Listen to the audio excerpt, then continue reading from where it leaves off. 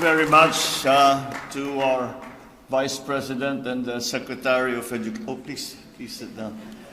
Secretary of Education, and we thank you very much for that most thorough and insightful report. And it gives us certainly a baseline. It may not be the best news that we had hoped to receive, but nonetheless, it shows us the directions in which we need to go. Senate President Mig Zubiri, the other members of the Senate who are here today, the Excellencies of the Diplomatic Corps, members of the Cabinet, the Chair of the Senate Committee on Basic Education, Senator Sherwin Gatchalian, Pasay City Mayor Imelda Calixto Rubiano, Basic Education and Culture Chairman, Congressman Roman Romulo, and the other members of the House of Representatives, my fellow workers in government, ladies and gentlemen, good afternoon.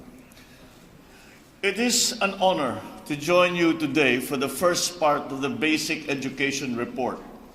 And it is particularly important, as we were noting during this, while the Vice President was speaking, that this has been the first conference of this kind for many, many years. And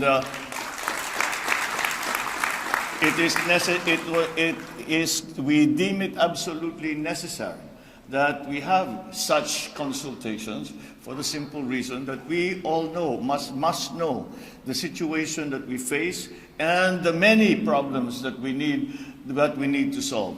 And only again by working together can we get that job done. But at least the Department of Education, the Secretary Inday Sara, our Vice President, has provided us with this starting point. And it is now up to us to take that starting point, go from that starting point, and to all of the programs that we hope to implement in the very near future for our children. I think that if there is one thing that we took from the comments of the Secretary, Vice President Inday Sara, is that the Filipino is better than this. The children are better than this. And we cannot fail them. And that is the main motivation that we should keep in our hearts. We have failed them. We have to admit that. We have failed our children. And let us not keep failing them anymore. Otherwise, we will not allow them to become the great Filipinos that we know they can be. They will not become the great Filipinos that will be recognized not only by their fellow Filipinos, but many people around the world.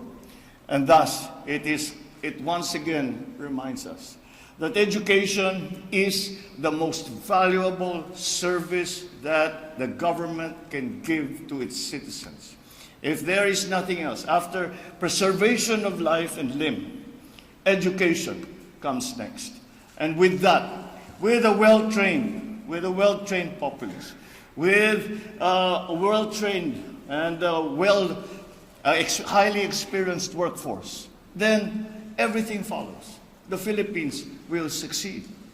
So we in the administration recognize the challenges and issues facing our education sector, all of which must be confronted with an open mind and compassion for those who might have fallen behind over the past few years.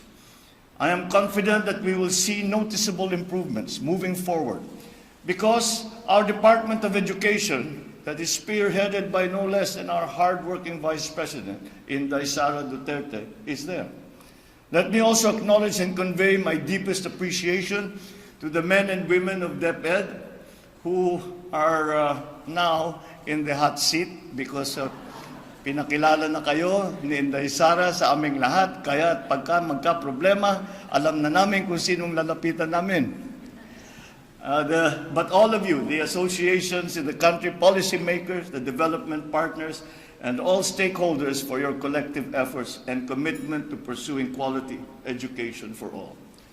I am pleased to see that you have gathered here for this very important event for the benefit of our learners. Your attendance is a manifestation that addressing our educational challenges requires not only a multifaceted approach, but also the active participation of all. It is my hope that my being here signals this administration's determination and commitment to bridge the gaps that currently exist in the education sector. Indeed, strengthening our education system warrants a whole of government, whole of society approach with the highest degree of proactivity, motivation, and perseverance. As our nation recovers and bounces back from the losses and adverse effects caused by COVID-19, we must now move full speed to equip our learners and educators with the capacity and tools they need to meet the challenges and opportunities we have in front of us. As many of you know, I have been traveling around and trying to bring to the consciousness of our friends and partners around the world of the potentialities of the Filipino worker and of the Philippines. And at every juncture, I am confronted by the challenge of that the central key to success is going to upskill and reskill our workforce. And that again brings us to the importance of education, not only as a moral imperative for government, but as a practical one. Because without that skilled workforce, we cannot compete and we cannot succeed. So I'm gratified to see that that has become a very large part of the plans that the DepEd has for the future. The pandemic also brought to our consciousness the importance of being able to adapt to new and changing realities, as well as unexpected circumstances.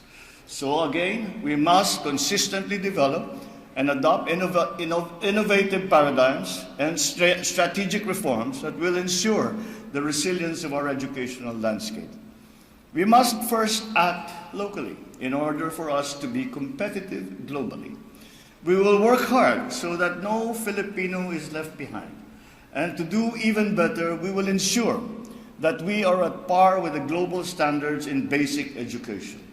This endeavor will be at the forefront of our efforts to realize our vision of providing quality education for our children and for generations to come. I have previously mentioned that this administration will at no point scrimp on investment in our educational sector and in our young learners. And I am here today to reaffirm that commitment. We will build infrastructure.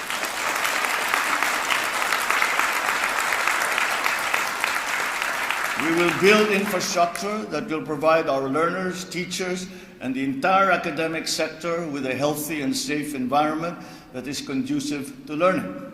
We will also invest in our teachers. As we all know, that is part of our improving our educational system. If you saw the Senate President and myself talking earlier, we are already planning on how we get the school building program off the ground so that these deficiencies that we saw in the report will somehow be mitigated.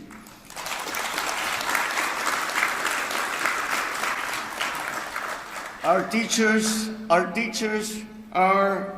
there because it is a vocation. Teachers do not become teachers because it is their job. Teachers do not become teachers because they want to become rich. Teachers become teachers because they have to.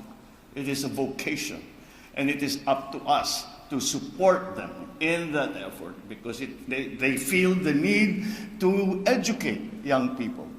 And we are blessed that we have such teachers, and we should hold them close and do all we can to support them so that they can do to the best of their ability what they have pledged to do. So we invest in our teachers. We will offer them multiple opportunities that meet both their personal and professional needs. We will offer them the support they need terms of resources, in terms of programs and policies, so that they can effectively perform their roles as teachers and mentors of our children. It is my firm belief that quality teachers yield hardworking, productive, and law-abiding citizens.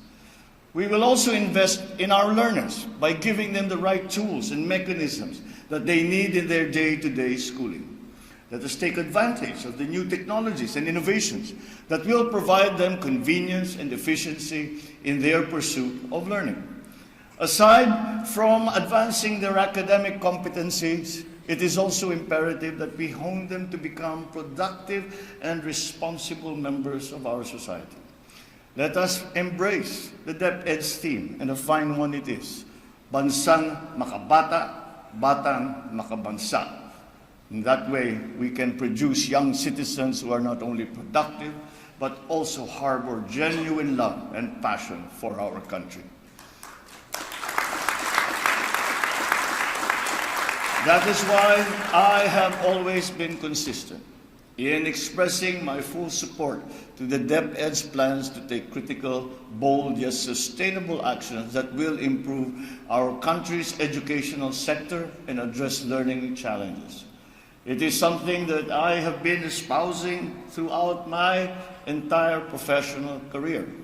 And at every position that I have ever held, the very first action I ever took was always to find a way to help our teachers. I know the conditions that they have to work in. I know the difficulties that they have to face, and yet they come to school and look after our children.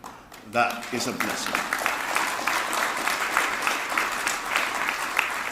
So I stand behind you as we come up with a long-term vision and forward-thinking solutions that will benefit our children. I would like to emphasize, however, that government is not able to execute this task alone. As I said earlier, strengthening our education system warrants the support of each one of us that are present here today. All of us have roles to play. We have parts to contribute. And so let me issue a challenge to you all to become active key players in this effort. Let us join hands and act in unison as we build the best education system that the Philippines has ever seen. We owe it to our children to prioritize their well-being and give them the highest possible quality of education so they may become the innovators and the leaders of tomorrow, not only of the Philippines, but of the world. With our united efforts, I am confident that we will succeed and bring forth a better, brighter, more prosperous future for our children. Maraming salamat po sa inyong lahat at magandang hapon po.